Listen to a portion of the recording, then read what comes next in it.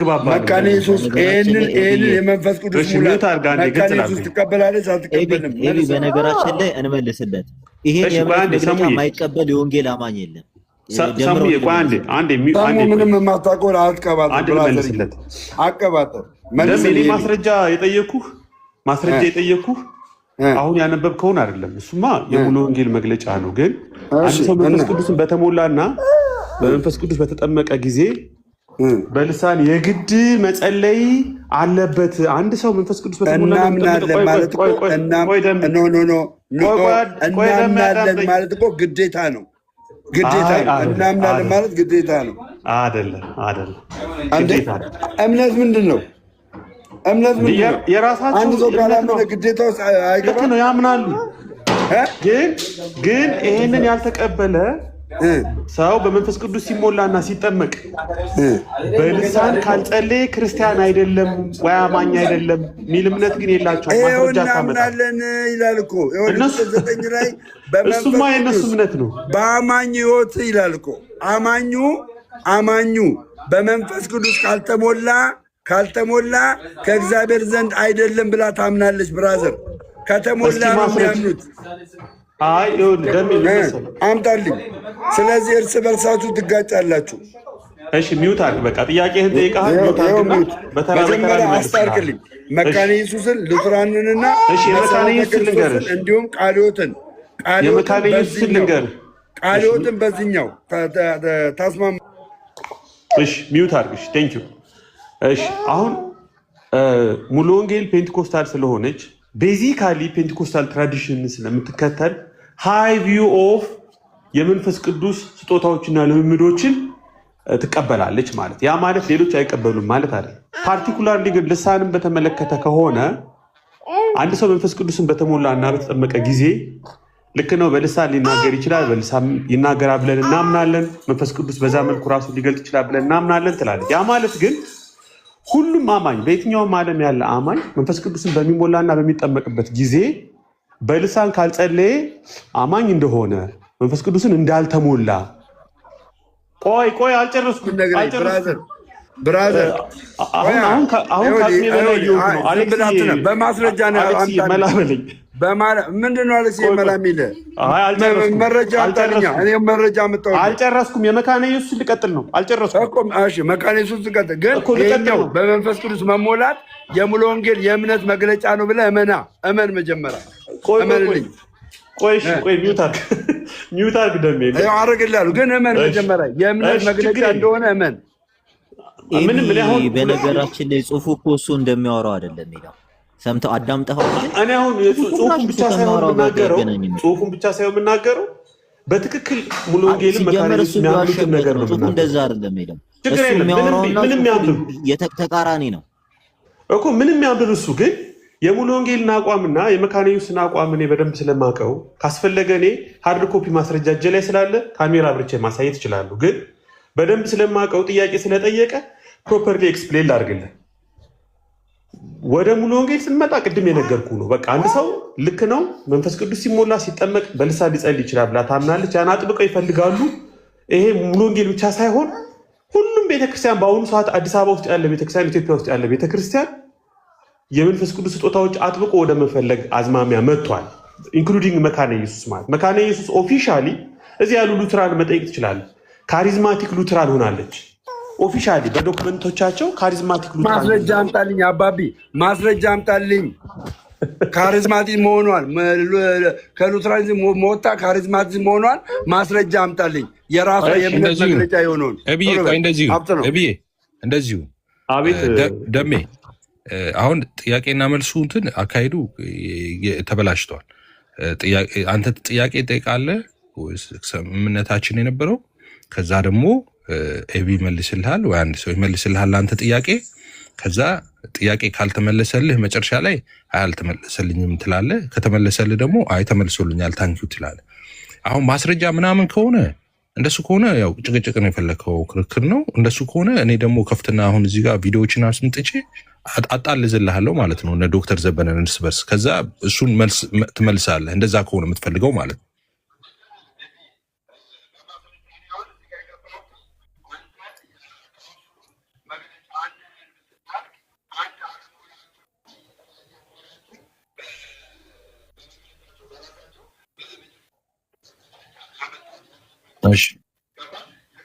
እዚህ ጋር የሚፈጸመው ነገር አንድ አለም።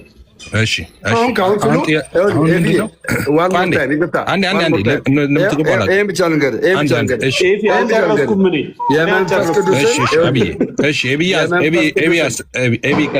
አንድ ደቂቃ ጨምረታቋርጠኝ፣ አንድ ደቂቃ አልጨምር። እሺ መካነ ኢየሱስን በተመለከተ አሁን እዚህ ቲክቶክ ላይ ያሉ ሉትራን ወንድሞቻችን ፍላጎታቸው ወደ ቀድሞ ትራዲሽኗ እንድትመለስ አጥብቀው የሚፈልጉበት አንዱ ምክንያት ከእሷ ከሉትራን ትራዲሽን ወጥታ በልሳን መናገርን የመንፈስ ቅዱስ እንቅስቃሴዎችን አብራ ኢንኮርፖሬት አድርጋ በመሄዷና ኦፊሻሊ ካሪዝማቲክ ሉትራን በመሆኗ ነው። ቄስ ፍቃዱ ቦረና እዚህ መጥቶ የነበረውን ሲያስተምር መስማት ትችላለህ። ቪዲዮ ላይ ገብተህ ማየት ትችላለህ። ቄስ ትዕግስቱን ማየት ትችላለህ። ከፈለክ የመካነ ኢየሱስን ዶክመንቶች ማየት ትችላለህ። ይሄ ኦፊሻሊ መካነ ኢየሱስ ካሪዝማቲክ ሁና ኦልሞስት ብዙ ቸርቾች ባይዘዌ እነ ቄስ በሊና እንድታውቃቸው ትችላለህ። ለምንድን ነው የምታደክመኝ? አንተ ብዙ ነገር ታውቃለህ። ቄስ በሊና ሳርካ መካነ ኢየሱስ አይደል? አንድ ግልጽ ነገር ልንገርህ። ይኸውልህ በሉትራኒዝም እንቅስቃሴ ውስጥ ግለሰቦች በቤተክርስቲያን ላይ ተጽዕኖ የላቸውም። ገባ? ፓወር ያላት ቤተክርስቲያኒቷ ነው። ቤተክርስቲያኒቷ የራሷ የሆነ ዶግማ አላት። ስለዚህ ያንን የራሷ የሆነ ዶግማ የእምነት መገለጫዋን ዶክትሪኗ ማለት ነው የእምነት መገለጫዋን አንተ አሁን እዚህ ጋር እየነገርከን ያለውን አሁን ሉትራኒዝምን ትታ ወደ ካሪዝማቲክ ተቀይራለች የምትለውን ያንን መግለጫ የሰጡበትን የጽሁፍ ማስረጃ ትነግረናለህ። አንድ ናችሁ እንላለን። ገባርለ ያን ጊዜ መለው እሷ ብቻ አይደለችም እኮ ሉትራን ብቻ ማን ነው መካነ ኢየሱስ ብቻ አይደለችም እኮ ቃለ ሕይወትም በመንፈስ ቅዱስ ሙላት በልሳን አታምንም፣ በልሳን መናገር አታምንም። ቃለ ሕይወት የምነግርህ ማለት ነው። እንደገና እሺ ገብቶኛል። ስለዚህ ይሄንን የእምነት መግለጫ የሚያሳምጣልኝ ነው። ደሜ አሁን ሁለት ነገሮችን እንዳናምታታቸው ቅድም ስናብራራ ምን ብለናል መሰለህ? መሰረታዊ በሆነ የነገረ ድነት አስተምህሮች አንድ ሰው ድኗል ወይም አልዳነን በምንልባቸው አስተምህሮች ዙሪያ መካነ ኢየሱስን ብትል ሙሉ ወንጌልን ብትል ሁሉም ቸርቾች አንድ አይነት አቋም ነው ያላቸው።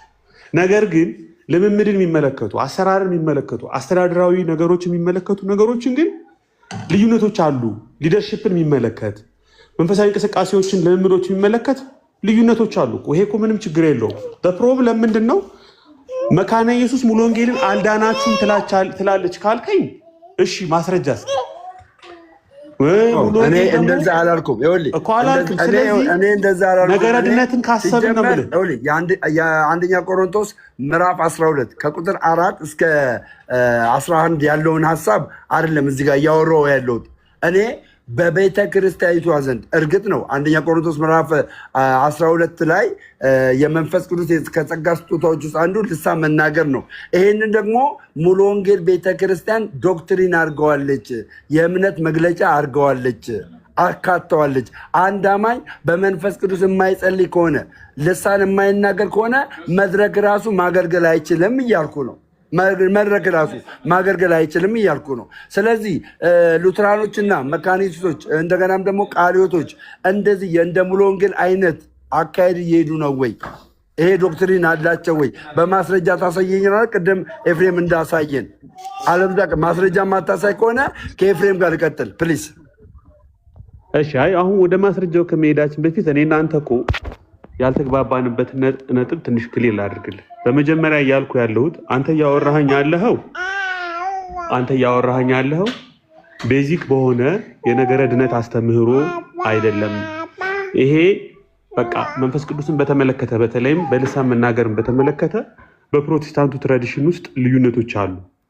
ግን ያንን እንኳ ለምሳሌ መሰረተ ክርስቶስን ብትወስድ ከአናባፕቲስት አካባቢ ሪፎርምድ፣ ሉትራን፣ መካነ ኢየሱስ ግን ኢትዮጵያ ውስጥ ባለው ሴናሪዮ አሁን ላይ ባለው ሴናሪዮ ኦልሞስት ሁሉም ሊባሉ በሚችሉ ሁኔታ ከጥቂት ሪፎርምድ ቸርቾች በስተቀር ፔንቴኮስታል ሆነዋል ነው የምልህ። እንግዲህ ይሄንን አንተ እጅ አምጣልኝ ነው። ይሄ ከሆነ ለመሰለ አሁን ላይ ጊዜ ስጠኝ።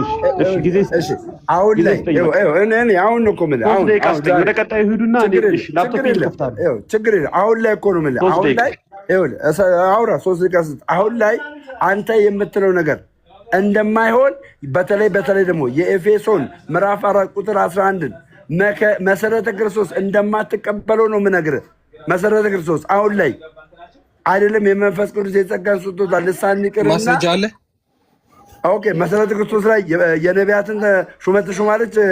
ኤፌሶን 4ን አትቀበልም ብለሃል። ስለዚህ ኤፌሶን 4ን እንደማትቀበል ማስረጃ አለ። ኤፌሶን 4:11 እንደማትቀበል ማስረጃ በመሰረተ ክርስቶስ ቤተክርስቲያን ውስጥ የትኛውም ሐዋርያ አይሾምም፣ የትኛውም ነብይ አይሾምም። ይሄ ሹመት የለም። እሺ በቃ ልመልስልህ እሱን ልመልስልህ እሱ አንተ ስለዚህ ትለያያላችሁ እኮ ልመልስልህ። ኧረ ልመልስልህ እንደሱማ አይደለም። ጠይቀሃል ልመልስልህ። ሹመትን አትሾም ኦርዴንድ አታረግም ነው። ነቢያትን አታረግም መሰረተ ክርስቶስ እና መሰረተ ክርስቶስ ብቻ አይደለም ሌሎቹም አብያተ ክርስቲያናት ኦርዴንድ ማያረጉ አሉ ነቢያትን።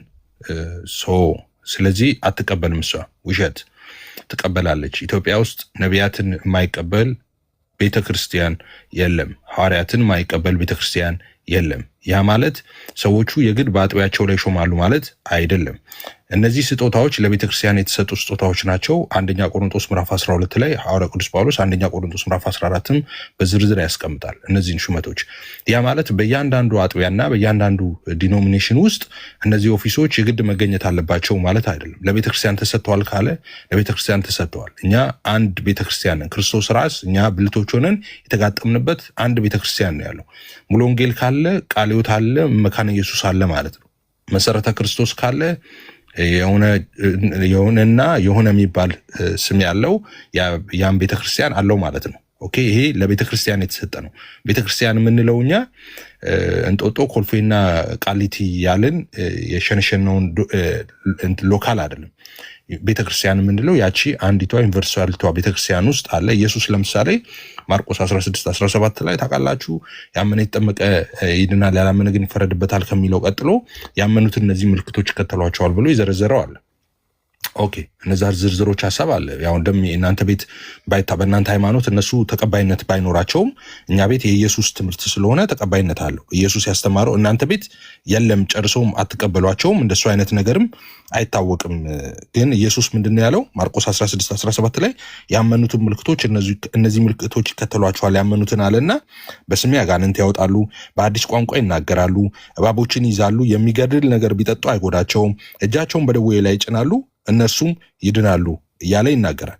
አሁን እዚህ ጋር ኢየሱስ ያመኑትን እነዚህ ምልክቶች ይከተሏቸዋል ብለው በስሜ አጋንንት ያወጣሉ፣ በአዲስ ቋንቋ ይናገራሉ፣ እባብ ይይዛሉ፣ የሚገድል ነገር አይጎዳቸውም፣ ድዌዎች ላይ እጃቸውን ይጭናሉ ምናምን ሲል ያመኑትን ምልክት እያለ አሁን ለቤተ ክርስቲያን ነው የሚናገረው። ክርስቲያኖች እነዚህ ስጦታዎች አሏቸው እያለ ነው እንጂ ኤቭሪ ሲንግል ኢንዲቪጁዋል ፐርሰን የመፈወስ ስጦታ አለው፣ አጋንንት የማውጣት ስጦታ አለው፣ ልሳን የመናገር ስጦታ አለው። እያንዳንዱ ግለሰብ ሳይሆን ለቤተ ክርስቲያን የተሰጠ ስጦታ ነው የሚለው።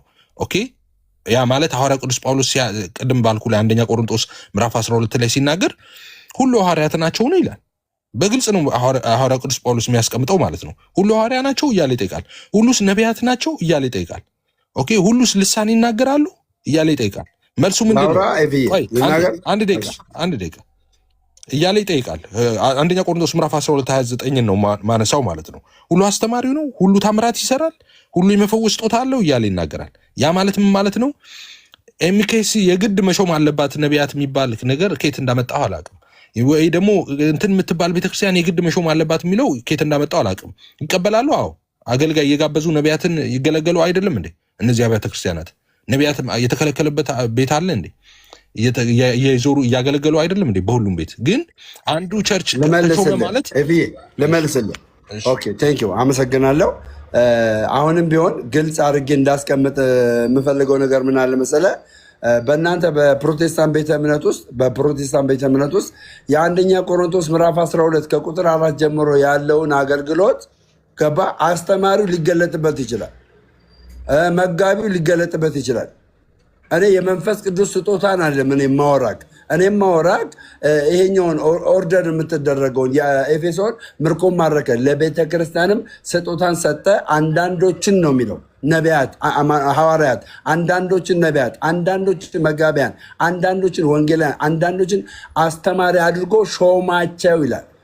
ሾማቸው ሹመት ነው እኔ ማወራ ሾማቸው ነው የሚለው። ስለዚህ ልጨርስ አንድ ፕሊስ ማኑ ጣልቃ የሚገባው ልጨርስ። ስለዚህ ሾማቸው የሚለውን የኢየሱስ ክርስቶስን አስተምሮ በእናንተ ቤተ እምነት ውስጥ አንድ ስላልሆናችሁ አንድ ዶግማ አንድ ዶክትሪን ስለሌላችሁ ትከፋፈላላችሁ። ቅድም አሁን እኛን ከሰናል። ለምሳሌ ያክል የማርቆስ ወንጌል ምዕራፍ 16 17 ሀሳብ እኮ እናንተ ጋር አይተገበርም ብላል።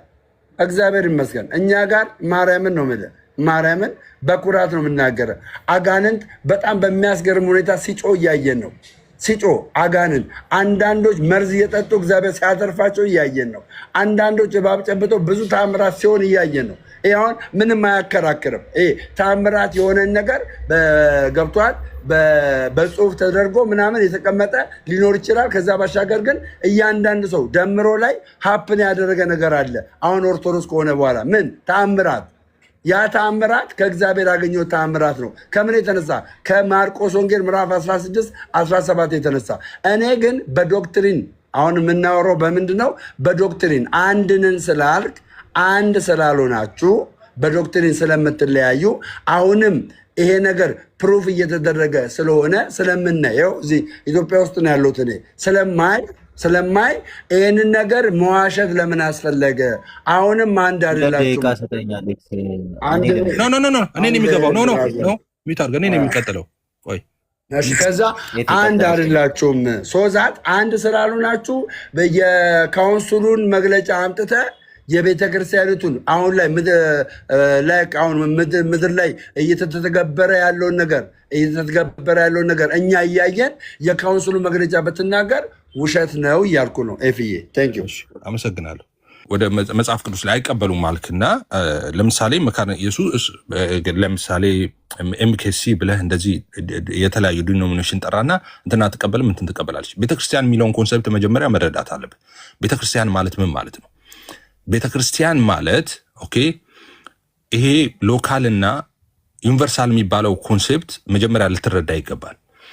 ኦኬ ቃለ ሕይወት ሙሉ ወንጌል ምናምን እንደሱ ብቻ ሳይሆን ኢትዮጵያ እንኳን የኢትዮጵያ የጃፓኑ የምናምን አብያተ ክርስቲያናት እነዚህ ሎካል ቸርቾች ይባላሉ።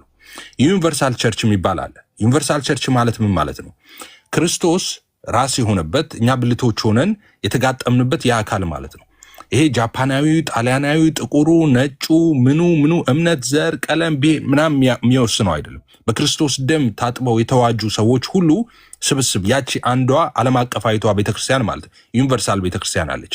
ኦኬ ሶ በዚህ ዩኒቨርሳል ቤተክርስቲያን ውስጥ እንግዲህ አሁን ቅድም ልዩነት እዚህ ጋር ነው አሁን የተሸወድከው አንተ። አንደኛ ቆሮንቶስ ምዕራፍ 12 ላይ ምርኮ የጸጋ ስጦታ ልዩ ልዩ ነው፣ መንፈስ ግን አንድ ነው። አገልግሎት ልዩ ልዩ ነው፣ ጌታም አንድ ነው። አሰራር ልዩ ልዩ ነው፣ ሁሉም በሁሉ የሚያደርግ እግዚአብሔር አንድ ነው። ነገር ግን መንፈስ ቅዱስ ለመግለጥ ለእያንዳንዱ ለጥቅም ይሰጠዋል ይልና ይዘረዘራቸዋሉ። ከታችም ወርዶ ስለ ቤተክርስቲያን ሲያወራ ስለ ሐዋርያት ነቢያት የሚያወራበት ጋር ምን ይላል? እናንተ የክርስቶስ አካል ናችሁ አለ። አየህ፣ እያንዳንዱም ብልቶች ናችሁ አለ። አሁን ስለ ዩኒቨርሳል ቸርች እያወራ ነው። እግዚአብሔርም በቤተ ክርስቲያን አንዳንዶቹን ይላል። በቤተ ክርስቲያን ሲል ቃለ ሕይወትን ብቻ እያለ ነው? ሙሉ ወንጌል ብቻ እያለ ነው? ኤምኬስ እያለ ነው? አይደለም። በክርስቶስ ደም ታጥበው የነጹ ብልት ሆነው በዛ አካል ውስጥ የተገጠሙ ሰዎችን በሙሉ እያለ ነው። ኦኬ እግዚአብሔር በቤተ ክርስቲያን አንዳንዶቹን ይልና ሐዋርያት፣ ነቢያት፣ አስተማሪ፣ ቀጥሎ ታምራት ማድረግ እያለ ይዘረዝራል። ስለዚህ የግድ እንትን የምትባል አጥቢያ ነቢይ የሚባል ሰው መሾም የለባትም። ነቢያት ለቤተ ክርስቲያን ተሰጥተዋል፣ በቤተ ክርስቲያን አሉ። ኢትዮጵያ ውስጥ እንኳን ባይኖሩ ጃፓንና ጣሊያን የሆነ ቦታ ቢኖሩ እነሱ ሰዎች ለቤተ ክርስቲያን ተሰጥተዋል። በቃ ቤተ ክርስቲያን እየተገለገለችባቸው ነው።